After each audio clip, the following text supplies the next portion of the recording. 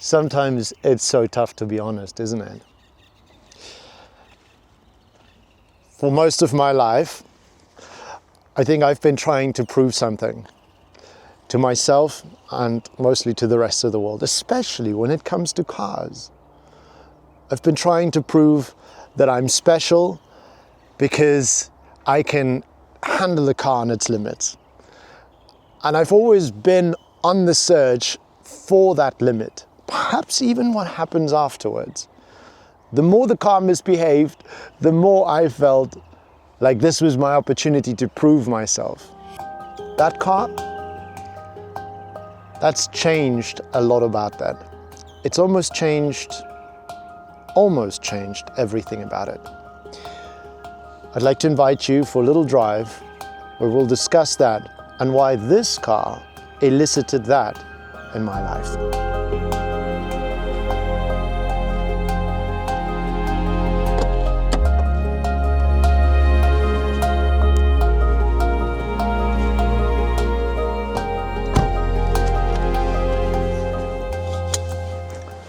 One asks oneself, what might it be that actually decelerates you in a car like this? What could it possibly be that caused me to relax, things to become more calmed?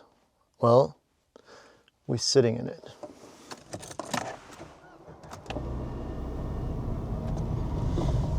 And from the word go, you just feel the quality in this car, from the gear shifts that are so explicit. It's not short shift, you got quite a long throw. The gear ratios are very far apart. You see the little orange lines on the speedometer here, that indicates how fast you can go in first, second and third gear.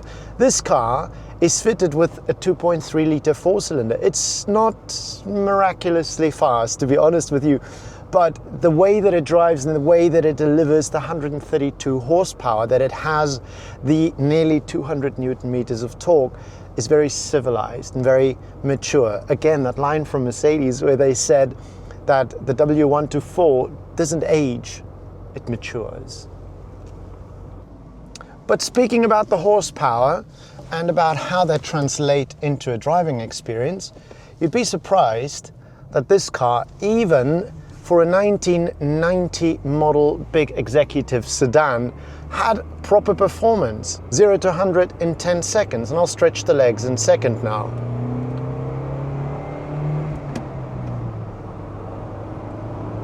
There is ample authority behind that right pedal. It's not gonna blow your hair back, but it really is more than enough for proper commuting. As a matter of fact, one of the big things that Mercedes wanted to achieve with this car is also for it to be an executive cruiser. They wanted it to be something very special when you drive on the Autobahn. One of the lines they gave us was that this car could sit and purr at 180 kilometers per hour on the Autobahn forever. And that, in my opinion, is quite the feat. You see, this is the 4-speed manual. I have had the 5-speed, and for the 4-speed at 120 kilometers per hour, you're sitting at just above 3,300 RPMs. At 140, you're sitting at a solid 4,000 RPMs. In my opinion, for modern day cars, of course, that is tremendous. Now, I've taken it up to 160 once, and I was at 4,500 RPMs. This car isn't shy to make that engine work. Part of what makes this car so extremely comfortable is the suspension setup. You've got independent suspension in the front and in the rear.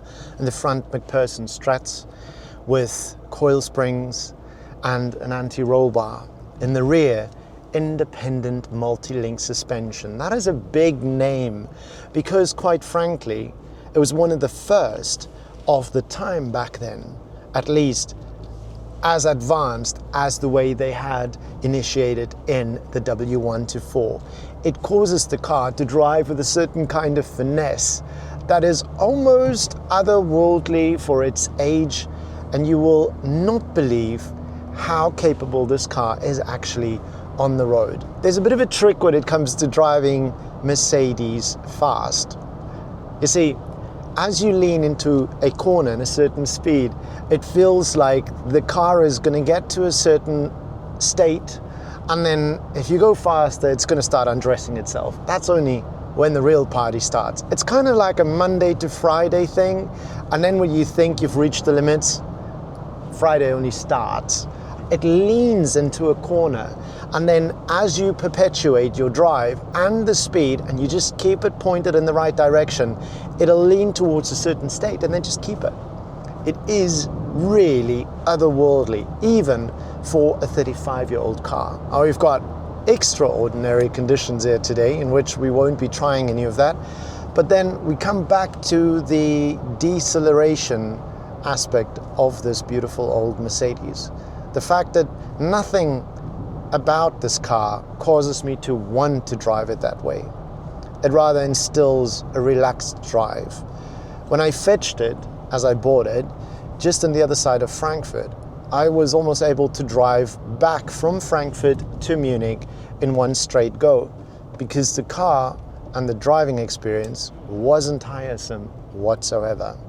Mercedes built quality into the exterior of this car, but also into the interior. With the wooden trims, they used very high quality plastics, they used high quality materials.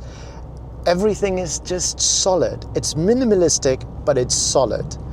It instills a feeling of being uncomplicated, if I can put it that way, because there's not that much to look at. You've got simple buttons, easy to work with. We back to the point of why this just calms you down. This big old steering wheel, this is still the pre-facelift model. Facelifts came out with airbags, so you had a different steering wheel. To be honest, this is just perfect. That, a classy and worthy reminder of what it is that you're actually sitting in. Not just the car, not just the brand, but the quality behind it. The model after this, it was just a little indentation in the steering wheel pattern. No shiny silver star to be had. But in here you do.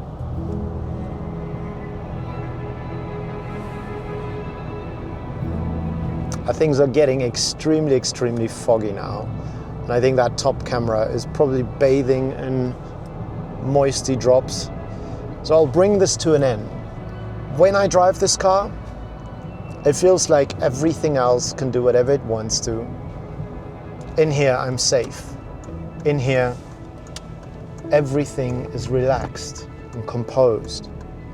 The car is there for you, as it has been for the last 35 years.